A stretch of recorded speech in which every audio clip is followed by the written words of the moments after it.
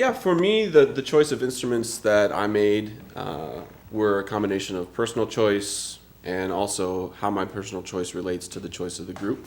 And one of the choices that we made uniformly that we've all already talked about is the mounting of the clave, just in something that holds it so you can play it with two sticks. And I just tend to use just kind of a heavy plastic, gets a nice clave sound. Doesn't sound too terribly different than hitting it with another clave, and just makes it a little bit easier on yourself for when the piece gets fast and you got to play that stuff. But at letter H, picking it up and looking right at everybody else because it's a really intimate moment is kind of one solution that we've come up with to meet that challenge. Some of the stuff that's pretty unique to my setup is he calls for my part to have a tin can with tacks, I think is what it says in the score. And I've played it with various groups since I was in undergrad and had many different solutions. One was actually a tin can with tacks, and another was having, gunshot, like BB type from like shotgun shells inside of it. And what I ended up coming to is just this big metal tin thing with kind of a mixture, if you can maybe look down in there, of like BBs, nails, and then tiny little buckshot or something. And it just kind of gets a mishmash of sound. And helps keep I'm a big fan of that part just being a really nice smooth texture and not broken up. So that was my solution to that. And then to get the accents later on, I used to do this thing where I would pulse with a can, but just found that I couldn't be very accurate with it. I was having troubles with it. So the solution we had was to put the same sort of material in a tinier cup like this and just keep doing what I was doing with it earlier in the piece, just spinning it and dropping that with the accents. And for us, that was the way to kind of skin that cat and solve that problem. But that was the solution we came to. So when you're rehearsing this piece with your group and you can think of something cooler or something better that works for the four of you, I would highly suggest you kind of explore a million different options for that. Something else, I have some straight up maracas. Jason's are a little bit smaller than mine. I play a lot of maracas in the piece, and I tend to like these big fiber skin maracas. Gets a really nice thick sound, and it's easy to play those rhythms that come in later, like just kind of gives you a lot of control, and for me it works really well. And then a ratchet. I've also used some different I've tried different kinds. You can get some really big ones that are there's a handle and they spin, and you can spin them like this. It's really cool. It's cool to watch, and they can get really, really loud. They have tiny ones that are kind of interesting too. This one I just went with because I like the sound. The coolest instrument in my setup is the lion's roar, and this is just what I use for this is just an old kick drum, and I poke a hole into the head and just run a stick through it and put some tape on the other end of the stick so it catches and doesn't pull through. Then you just take a wet paper towel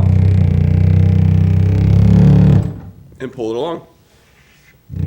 Other possibilities you can have for this, some I've seen have rope, like a thick piece of rope that you take a cloth, do the same thing and pull it. I've also, sometimes we're on tour, one of the problems that we run up against is you don't know what you're going to have when you get to the hall, and there's been times where we've shown up and there hasn't been a lion's roar there, and I've had to use a large timpano, like a 32-inch drum, and just do like a tambourine roll on it, so around the head. Same exact sound, pretty much. In my setup, I have 5 tin cans, and my choice of tin can is, I think I use all paint cans, which I'm not a painter, so I didn't take the can. I didn't want to waste the paint, so I didn't crack them open and dump them all out. You can actually just get these cans. We got them at a hardware store. That sounds awful, but it is. It's just an old paint can, and my cans are the lowest in the setup. So one way that you can deal with that I have to do frequently, I think Adam mentioned that sometimes the cans change pitch, and you just take a hammer and you can retune them or get them to sound whatever you need them to do within the range. So that's sort of what I did with this. And the way I play the cans is I would say 99% of the time in the piece I use rattan.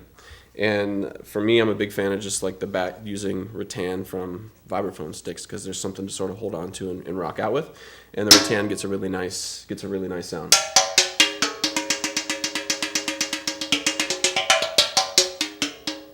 And then when you really want to go to town,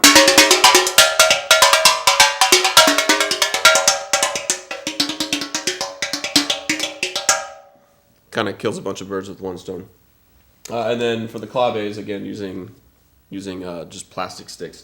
And also these ones I like, they're a little bit thinner rattan, so for some of the softer can stuff, in the beginning I tend to use these, just makes life a little easier.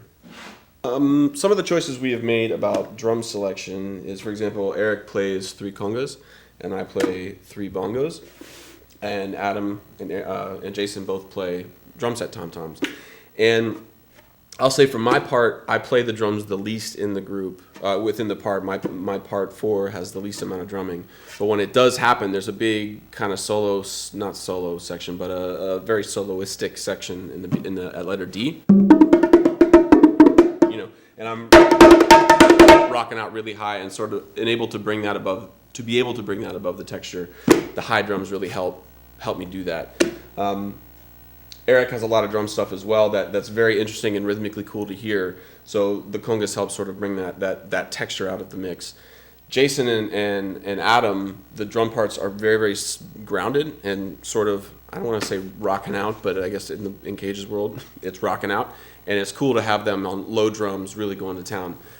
That being said, the score really doesn't specify for anybody to have a high or a low drum or a specific, I think he says Chinese tom-toms, tack drums, but that's what he had around. So I would again implore you to find your own solution or something that works for you. And one of the problems again that we run up against as a touring group is when we show up at a place, we don't always know what's going to be there, so we kind of have to roll with the punches a little bit.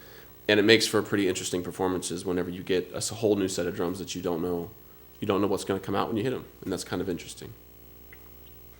Yeah, I would say the biggest thing, the coolest thing about this piece is that it is sort of a choose your own adventure in terms of your instrumentation. And the thing I would challenge you to do when you're doing this piece is to come up with several options, whether you like the one you have or not, just as a way to sort of experiment and see what was going to be the best combination. And I think for us, the weirdest thing is that when we go on tour, the instruments that Cage asks for you to have, like your found instruments, which are the cans and these funny things, we tend to really hold on to and keep personal, and then not worry so much about the other things like the drums. And I think in the spirit of the piece, we should do this more. We don't do it as often as we would like to, but is to show up with absolutely nothing and have to literally find the cans. If you have the time to do it, I think it'd be a really interesting thing to do. Just as a way to see how quickly you can solve the problems and find something that's going to make your piece unique compared to another group playing the exact same piece of music. And I think that's the beautiful thing about Cage's piece.